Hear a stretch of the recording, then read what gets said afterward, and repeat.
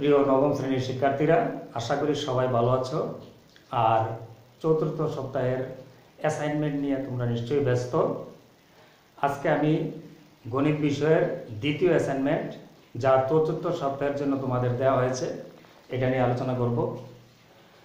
গণিতের দ্বিতীয় অ্যাসাইনমেন্টে আছে সৃজনশীল 1, PQR একটি সমবাহু ত্রিভুজ যার PSQR এর উপর লম্ব।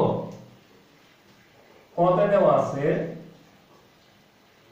PQ ইকুয়াল টু 3 সেন্টিমিটার হলে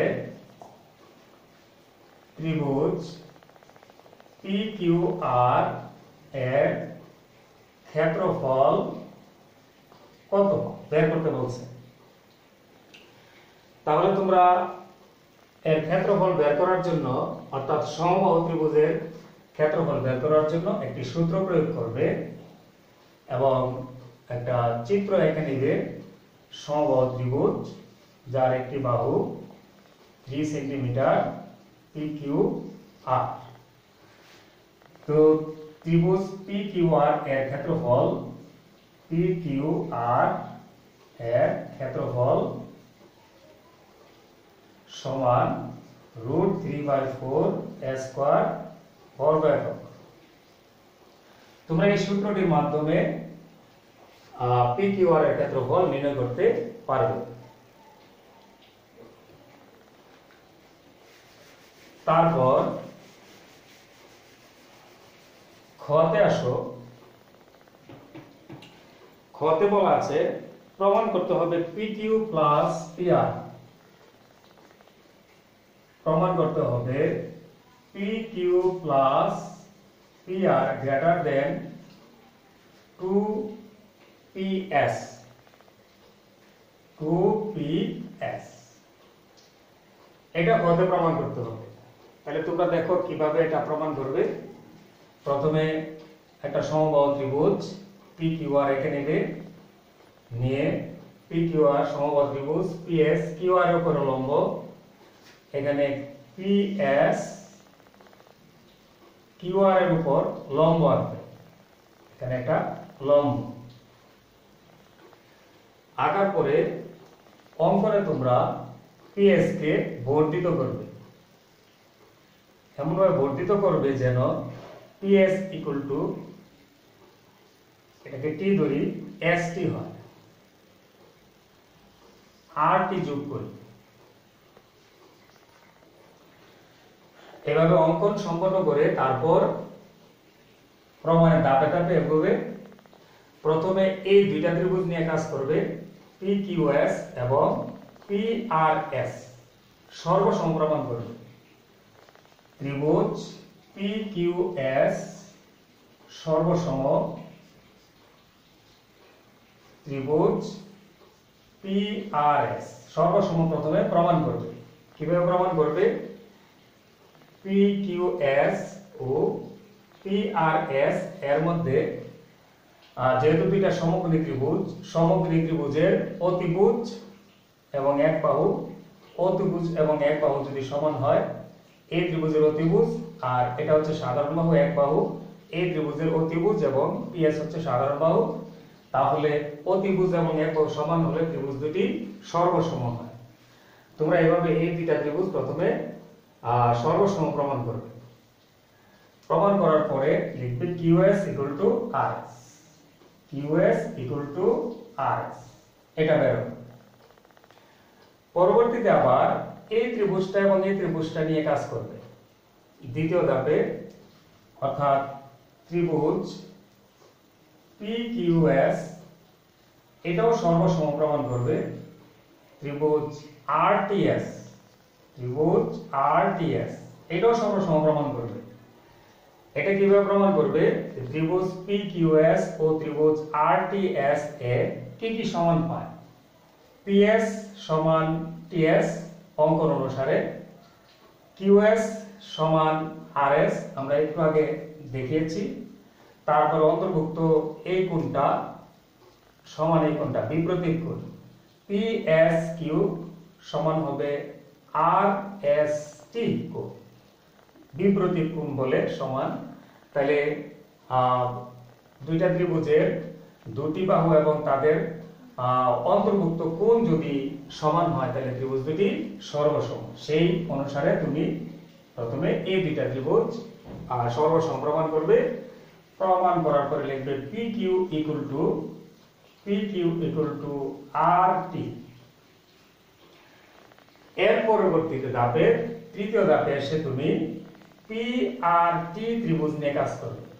এই বড় ত্রিভুজটা PRT, এটা নিয়ে কাজ করে তুমি আশা করি উপরের প্রমাণটা আনতে পারবে। ত্রিভুজ PRT এ আমরা জানি ত্রিভুজের যে কোনো দুই বাহুর সমষ্টি তার তৃতীয় বাহু অপেক্ষা বৃহত্তর। তাহলে যে কোনো দুই বাহুর সমষ্টি তার তৃতীয় বাহু অপেক্ষা বৃহত্তর লিখলে তুমি লিখবে PR plus RT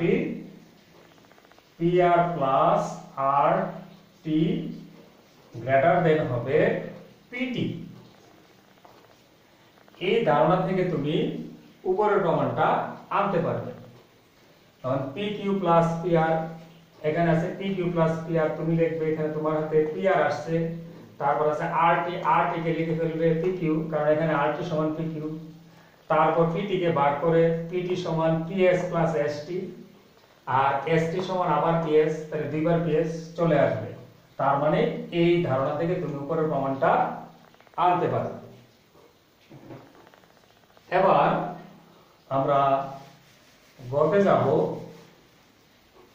গতে কি প্রমাণ দিয়েছে দেখো, গতে দিয়েছে 4PS² প্রমাণ করতে হবে। গতে প্রমাণ করতে হবে 4PS² সমান 3PR²। এই প্রমাণটা করতে হবে গতে। তখন নতুন করে আবার একটা চিত্র এঁকে নিবে, আবার সমবাহু ত্রিভুজ আঁকবে PQR এবং PS হবে লম্ব। এটা এখন আমাদের প্রমাণ করতে হবে 4S² equal to 3PR²। তাহলে PR আছে এই ত্রিভুজটার মধ্যে এবং PS আছে এখানে এই বাহুটা, তাহলে এই ত্রিভুজটা নিয়ে কাজ করবে, অর্থাৎ PRS ত্রিভুজ সমকোণী ত্রিভুজে পিথাগোরাসের সূত্র প্রয়োগ করবে। তাহলে সমকোণী ত্রিভুজ PRSA, পিথাগোরাসের সূত্র অনুসারে তুমি কি পেতে পারো, লম্ব স্কয়ার যোগ ভূমি স্কয়ার সমান অতিভুজ স্কয়ার। তাহলে PS² plus RS² equal to PR²। এই সূত্র থেকে তুমি এই প্রমাণটা আনতে পারবে। পিথাগোরাসের এই উপপাদ্যটা প্রয়োগ করে তুমি এই প্রমাণটা আনতে পারবে। এটা অনেকটা পদ্ধতি অবলম্বন করতে পারো। ইচ্ছা করে তুমি এই জায়গাটা এটাকে 4 দ্বারা গুণ করেও আনতে পারো, অথবা এখানে RS কে RS সমান হাফ QR দিয়েও আনতে পারো। দুইটা পদ্ধতি আছে, একটা হচ্ছে 4 দ্বারা গুণ করে, 4 দ্বারা গুণ করলে হবে 4PS² plus 4RS² equal to 4PR²। এখান থেকে তুমি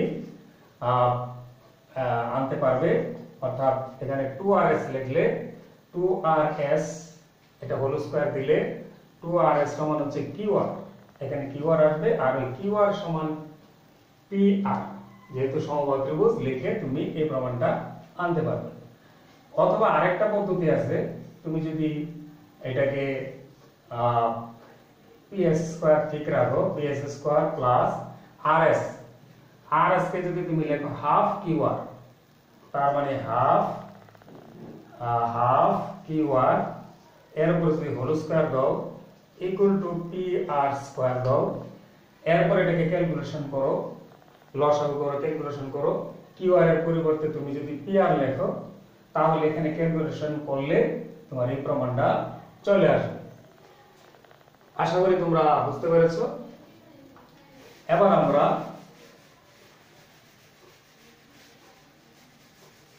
সৃজনশীল 2 নিয়ে আলোচনা করব। সৃজনশীল 2 দেখো,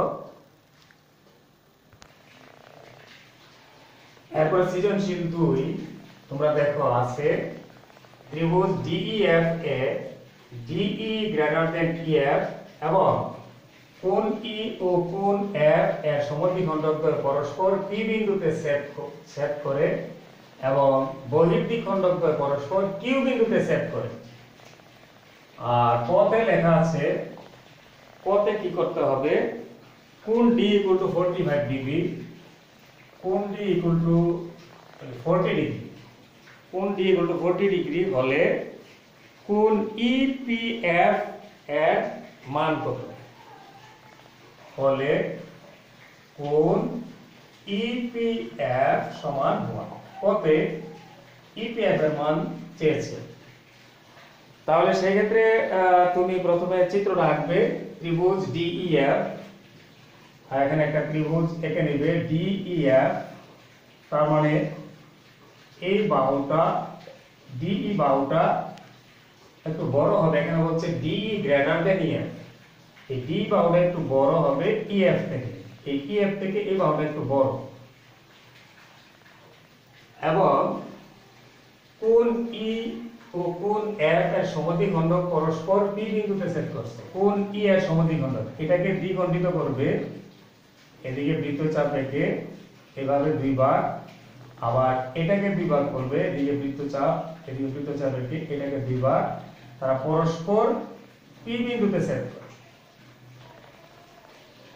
তাহলে এই অংশটা দ্বারাই আমরা পথে বলছে ডি কোণের মান 40 ডিগ্রি হলে, অর্থাৎ এই কোণটা যদি 40 ডিগ্রি হয় তাহলে EPF কোণ EPF এই কোণটার মান কত আমাদের চেয়েছে, এই কোণটাকে বের করতে দিয়েছে।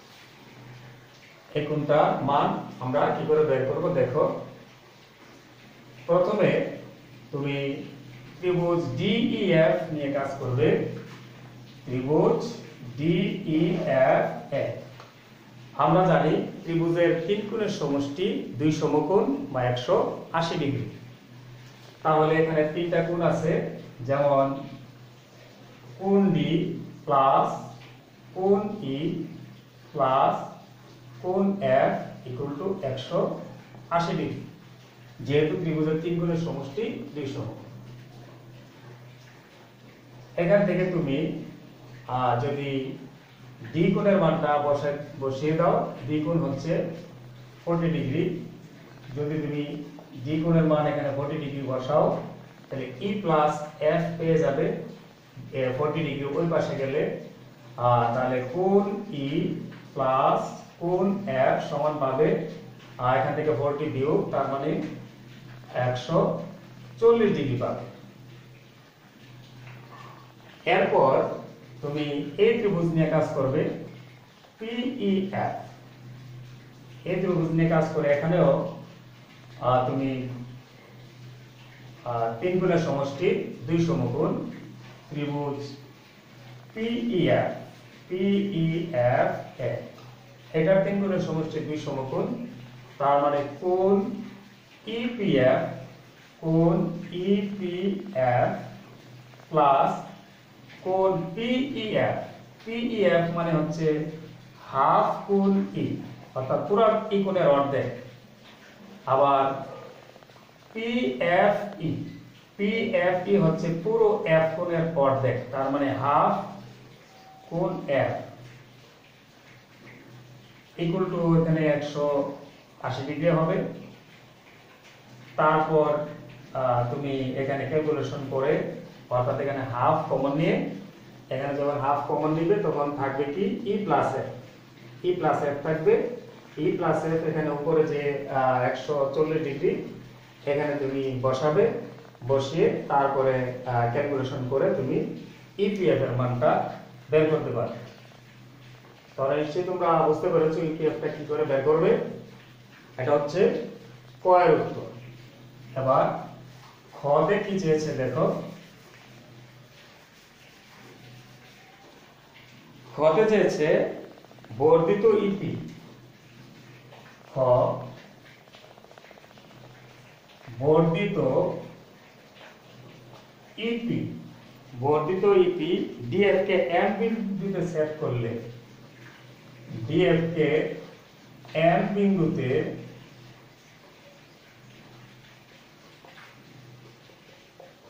সেট করলে প্রমাণ করো যে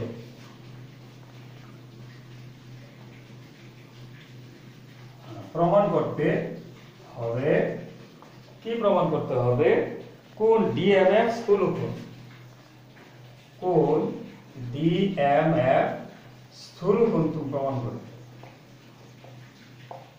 কোন ডিএমএফ স্থূলকোণ তাহলে এখানে তুমি এই ইপি কে প্রশ্ন বলছে ইপি বর্ধিত ইপি তার মানে ইপি কে বর্ধিত করতে হবে সামনের দিকে বর্ধিত করলে তা ডিএফ কে এম বিন্দুতে সেট করে আমরা যদি এটাকে একটু বড় করে চিত্রটা আঁকি এখানে যদি একটু হয়ে যায় আমরা চিত্রটা একটু বড় করে আঁকি তাহলে দেখো বুঝতে সুবিধা হবে ডি ই এফ ই কোণের সমদ্বিখণ্ডক এই কোণটাকে তুমি দুইটা ভাগ করবে এটা সমদ্বিখণ্ডক এইভাবে আর এফ কোণের সমদ্বিখণ্ডক তো এখানে আসলো পরস্পর পি বিন্দুতে সেট করেছিল পি তারপরে ইপি কে বর্ধিত করা তা এখানে বলছে ইপি কে বর্ধিত করা তা ডিএফ কে এম বিন্দুতে সেট করে এখানে এম বিন্দুতে সেট করে এবার প্রমাণ করতে হবে ডিএমএফ ডিএমই স্থূলকোণ ডিএমই এখানে প্রশ্ন একটু প্লিজ এখানে ডিএমই স্থূলকোণ প্রমাণ করতে বলছে অর্থাৎ এই কোণটা ডিএমই স্থূলকোণ আচ্ছা তাহলে ডিএমই স্থূলকোণ প্রমাণ করতে গেলে আমরা অঙ্কনে চলে যাব আমরা অঙ্কনে লিখব অঙ্কনে এখান থেকে ই থেকে আর ডিএফ এর উপর একটা লম্ব টানবে এবার সোজা লম্ব টানবে লম্ব আঁকলে এটা 90 ডিগ্রি হবে এই পরিমাণ 90 ডিগ্রি এই লম্বটার মান মনে করো n দিলে যে ই n লম্ব আছে এবার তুমি প্রমাণ করবে ডিএমই স্থূলকোণ তাহলে তুমি ত্রিভুজ এমইএন সমকোণী ত্রিভুজ নিয়ে কাজ করবে প্রমাণের মধ্যে যে সমকোণী ত্রিভুজ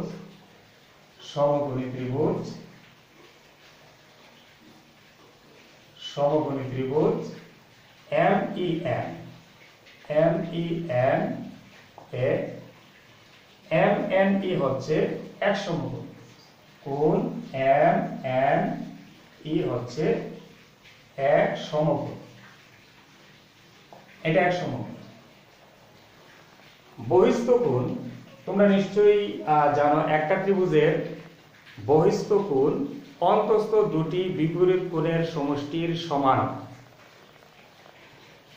এই যে এমইএন যে ত্রিভুজটা এর বহিস্থ কোণ হচ্ছে ডিএমই এই কোণটা হচ্ছে বহিস্থ কোণ এই এমইএন এই ত্রিভুজটার বহিস্থ কোণ হচ্ছে এটা বহিস্থ কোণ অন্তস্থ দুটি বিপরীত কোণের সমষ্টির সমান তার মানে এমএনই যোগ হবে এমইএন এই বহিস্থ কোণটা এই দুইটা কোণের সমষ্টির সমান তাহলে এভাবে লিখবে বহিস্থ অ্যাঙ্গেল DME equal to কোণ MNE অন্তস্থ কোণ MNE যোগ হবে MEN অর্থাৎ বহিস্থ কোণ অন্তস্থ দুটি কোণের সমষ্টির সমান কিন্তু এখানে অন্তস্থ কোণের মধ্যে একটি কিন্তু এক সমকোণ রয়েছে উপরে আমরা লিখেছি যে একটি কোণ এক সমকোণ রয়েছে তাহলে একটি কোণ যদি এক সমকোণ থাকে এক সমকোণের সাথে আরেকটা কোণ যোগ করার পরে ডিএমই সমান হলো কোণের সমান হলো তাহলে বোঝা গেল ডিএমই নিশ্চয়ই এক সমকোণ থেকে বড় সুতরাং কোণ ডিএমই গ্রেটার দ্যান হয়ে যাবে এক সমকোণ আমরা জানি যে স্থূলকোণ মানে হলো এক সমকোণ থেকে বড় এবং দুই সমকোণ থেকে ছোট কোণকে স্থূলকোণ বলা হয়। এখন আমি যদি প্রমাণ করতে পারি কোণ DME এক সমকোণ থেকে বড় এবং দুই সমকোণ থেকে ছোট, তাহলেই প্রমাণ হয়ে যাবে যে DME স্থূলকোণ। আমাদের আংশিক প্রমাণ হয়ে গেছে DME এক সমকোণ থেকে বড়। এখন আবার তোমরা প্রমাণ করবে যে দুই সমকোণ থেকে বড় কিভাবে হয়। দুই সমকোণ থেকে বড় তোমরা করতে পারবে। এখানে দেখো চিত্রের মধ্যে যে কোণ DME এবং কোণ EMF মিলে হচ্ছে এক সরলকোণ বা দুই সমকোণ। তাহলে নিশ্চয়ই DME দুই সমকোণ থেকে ছোট, কারণ দুইটা কোণের সমষ্টি হচ্ছে দুই সমকোণ। অর্থাৎ কোণ DME যোগ কোণ EMF, কোণ EMF সমান মিলে হচ্ছে দুই সমকোণ। তাইলে এই দুইটা কোণ মিলে যদি দুই সমকোণ হয়, তাহলে একটা তো নিশ্চয়ই দুই সমকোণ থেকে ছোট, কারণ দুটি কোণের সমষ্টি দুই সমকোণ, তাহলে একটা তো দুই সমকোণ থেকে ছোট। তাহলে এই DME হচ্ছে দুই সমকোণ থেকে ছোট। তাহলে আমরা নিশ্চয়ই বলতে পারবো যে যেহেতু কোণ DME এক সমকোণ থেকে বড় আবার দুই সমকোণ থেকে ছোট, তাহলে নিশ্চয়ই DME স্থূলকোণ। এভাবে তোমরা প্রমাণটা আনতে পারবে। এবার আমরা গতে চলে যাব। গয়ের প্রমাণে কি চেয়েছে দেখো। গয়ের প্রমাণে চেয়েছে প্রমাণ করো যে EQF 90 degree minus half angle D। প্রমাণ EQF সমান 90 degree minus half angle D। এই প্রমাণটা করতে বলা হয়েছে। এখানে তোমরা নতুন করে চিত্রটা আঁকবে।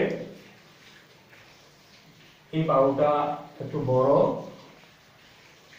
অর্থাৎ কোণ DEF, D হচ্ছে EF থেকে বড়। তারপর এই কোণের সমদ্বিখণ্ডক ছেদ করেছে P বিন্দুতে, আর এখানে F কোণের সমদ্বিখণ্ডক E এবং F কোণের সমদ্বিখণ্ডক P বিন্দুতে ছেদ করেছে। আর বহির্দ্বিখণ্ডক এটাকে একটু বাড়ায় নেবে, এই অংশটাকে একটু বাড়ায় নেবে বহির্দ্বিখণ্ডক করার জন্য, এটাকে একটু বাড়াও। এখানে E, F টার্মটা ওইদিকে লিখি F, বাড়াইলে এটাকে আবার বহির্দ্বিখণ্ডক মানে এইখান থেকে এটাকে বাইরের দিকে বর্ধিত করে কোণটাকে দ্বিখণ্ডিত করবে এটা। আবার এটার দ্বিখণ্ডক F কোণের সমদ্বিখণ্ডক তোমরা করবে এ। তাহলে এখানে বলা হয়েছে যে EF কোণের সমদ্বিখণ্ডক E বিন্দুতে আবার বহির্দ্বিখণ্ডক পরস্পর Q বিন্দুতে। এই বিন্দুটার নাম হচ্ছে Q। Q ধরবে। তারপরে এখানে আমরা একটা নাম দেই, এখানে GH, G, তারপরে এই বিন্দুটা যদি দেই H, তাহলে আমাদের অঙ্কন সম্পন্ন হলো। এবার এই প্রমাণটা আনতে হবে। কিভাবে আনবে? এই প্রমাণটা আনতে গেলে তুমি প্রথমে DEF এই ত্রিভুজটা তিন কোণের সমষ্টি দুই সমকোণের সমান, অর্থাৎ 180 ডিগ্রি লিখবে। ত্রিভুজ DEF, তিনটা কোণ, যেমন কোণ E, কোণ D যোগ কোণ E যোগ কোণ F ইকুয়াল টু 180। এটা রেখে দিবে। তারপর আবার তুমি কাজ করবে, আমাকে প্রমাণ করতে EQF, তার মানে এই কোণটা আনতে হবে। তাহলে এবার আমাদের বহিস্থ কোণ অন্তঃস্থ দুটি কোণের সমষ্টি সমান। এখানে এই তথ্যটা লাগবে। GEF বহিস্থ কোণ GEF, কোণ GEF, GEF হবে অন্তস্থ দুটি কোণের সমষ্টি সমান, তার মানে কোণ D যোগ কোণ F, কোণ D যোগ কোণ F। অর্থাৎ একটু আগে আমরা বলেছিলাম যে ত্রিভুজের বহিস্থ কোণ অন্তস্থ দুটি কোণের সমষ্টির সমান। এই DEF ত্রিভুজের বহিস্থ কোণ হচ্ছে GFE, এটা হবে অন্তস্থ দুটি বিপরীত কোণ হচ্ছে D কোণ আর F কোণ এর সমষ্টির সমান। আবার ওই পাশে একটা HFE বহিস্থ কোণ HFE, এটা হবে এই বহিস্থ কোণটা হবে এই দুইটা বিপরীত কোণের সমষ্টির সমান, অর্থাৎ কোণ D যোগ কোণ E। এই তথ্যটা আমরা কোণ DEF থেকে পাই। এরপর তোমরা কাজ করবে EQF এই ত্রিভুজটা নিয়ে। আমরা যদি ত্রিভুজ EQF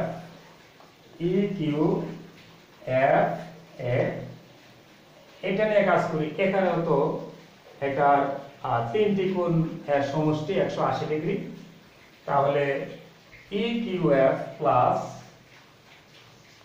কোণ EQF প্লাস কোণ QEF, QEF মানে হচ্ছে হাফ কোণ GEF, তাহলে হাফ কোণ GEF। আমরা QEF লিখলাম না, এরপরে লিখলাম হাফ GEF। QEF যে কথা, হাফ GEF এর কথা, কারণ এই কোণটা হচ্ছে GEF কোণের অর্ধেক। এরপরে যোগ হাফ কোণ, এখানে আমরা লিখব QFE। QFE কার কোন কোণের অর্ধেক? HFE কোণের অর্ধেক, তাহলে হাফ হবে HFE, HFE সমান হচ্ছে 180 ডিগ্রি। তাহলে এখানে দেখো আমরা এই অংশটা পেলাম। এবার যদি আমি এখানে কাজ করি, অর্থাৎ এই মানগুলো যদি এখানে বসাই দেই, তাহলে কি দাঁড়ায়? আমরা প্রমাণের জন্য উপরের প্রশ্নটা মুছে ফেলি। এখন এই অংশে যদি তুমি মান বসাই দাও, অর্থাৎ বা EQF কোণ EQF প্লাস হাফ GEF, এখানে GEF এর জায়গায় যদি তুমি এটা বসাও, GEF এর জায়গায় তুমি বসাতে পারো হাফ দিয়ে কোণ D প্লাস কোণ F প্লাস আবার হাফ HFE, HFE জায়গায় বসাতে পারো কোণ D প্লাস কোণ E, কোণ D প্লাস কোণ E, আর ওই পাশে হলো 180 ডিগ্রি। এখন তুমি ক্যালকুলেশন করে, অর্থাৎ এখান থেকে হাফ কমন নিয়ে কোণ EQF প্লাস হাফ যদি কমন হয়, তাহলে থাকে কি কোণ D প্লাস কোণ F প্লাস কোণ D প্লাস কোণ E ইকুয়াল টু 180। এখন এখান থেকে তুমি ক্যালকুলেশন করে, অর্থাৎ DEF তিনটা কোণ একসাথে এনে এই কোণ DE যোগ কোণ E যোগ কোণ F, এই তিনটা কোণ হচ্ছে 180 ডিগ্রি। এখানে মান বসিয়ে তারপরে তুমি EQF সমান 90 degree minus half angle D, এই প্রমাণটা সহজেই আনতে পারবে। সর্বশেষে তুমি যখন ক্যালকুলেশন করবে, তখন দেখা যাবে EQF ইকুয়াল টু এই প্রমাণটা চলে আসবে। তাহলে নিশ্চয়ই তোমরা বুঝতে পেরেছো কিভাবে প্রমাণ করবে। আর খাতার সৌন্দর্য ঠিক রাখবে। উপরের কভার পেজে শিক্ষক পরিচিতি, এর মধ্যে শ্রেণী শিক্ষক, বিশেষ শিক্ষক এর নাম লিখবে। আর শিক্ষার্থীর পরিচিতির মধ্যে তোমার তথ্য দিবে। তারপরে বর্ডার করে সুন্দরভাবে উপস্থাপন করবে সৃজনশীল প্রশ্নগুলো প্লাস অন্য প্রশ্ন যা আছে। ঠিক আছে, সবাইকে ধন্যবাদ, ভালো থাকবে।